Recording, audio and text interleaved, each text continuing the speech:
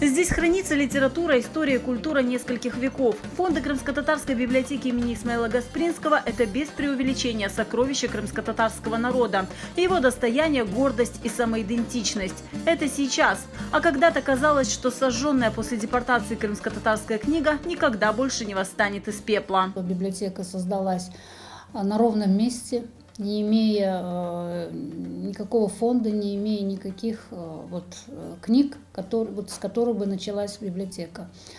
В 90-м году был брошен клич, и все неравнодушные люди стали приносить в библиотеку свои библиотеки, книги, порой даже по одной книге приносили для пополнения библиотечного фонда.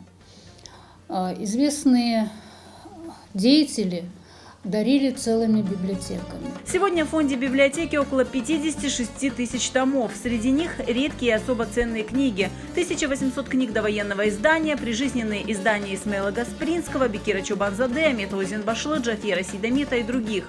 Есть здесь и 3 уникальных книжных памятника, которые хранятся в фонде редкостей. Вот эта книга «Аль-Коран». Вот обратите внимание на качество и в каком состоянии сохранилась эта книга. Эта книга была, напечатана в Амстердаме в 1770 году. Это книжный памятник. И на сегодняшний день она хранится в фондах нашей библиотеки. Эта книга нам попала с фондом Рифата Куртиева. Еще один памятник – это 2 тома Павла Сумарокова «Досуги крымского судьи». Это книги, которые были приобретены Муслим Ага Шейхаметовым в Москве в букинистическом магазине. Он даже об этом оставил запись, при каких обстоятельствах и где были приобретены эти книги. Сейчас я вам покажу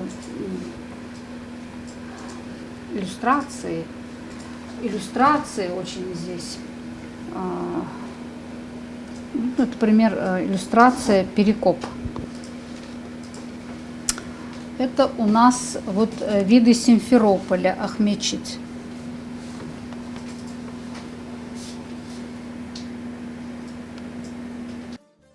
Все это богатство уже много лет собирается и восстанавливается по крупицам сотрудниками библиотеки.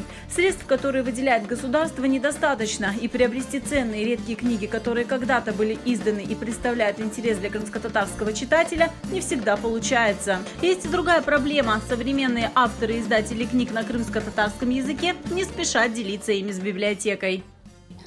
Мне бы хотелось обратиться к нашим сегодняшним писателям, к деятелям, к издателям, которые сегодня пишут и издают свои книги.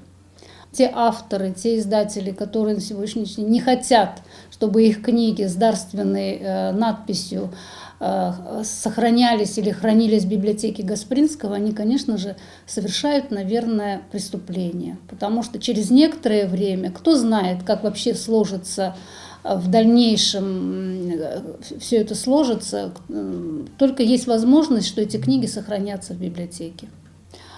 Я была на книжной ярмарке буквально недавно. Очень хорошее мероприятие, на очень хорошем уровне. Очень много я там увидела новых книг, но, к сожалению, книг, которых на сегодняшний день нету в нашей библиотеке. То есть авторы издали, продавали и продают эти книги, но как-то догадаться или прийти и подарить в библиотеке, таких даров у нас очень мало. Когда книги не попадают в библиотеки, понятно, что никто их не будет знать. Понимаете, через некоторое время, когда если эти книги не попадут в библиотеки, просто забудут и об авторах забудут, и о том, какие книги были изданы. Ежегодно фонды библиотеки пополняются почти 3000 изданий. Книги на крымско-татарском языке составляют лишь определенную их часть. А ведь в последнее время они, хотя и небольшими тиражами, но издаются. Особенно много для детской аудитории. И очень важно, чтобы эти книги были и в крымско-татарской библиотеке. Ведь она – наше общее достояние.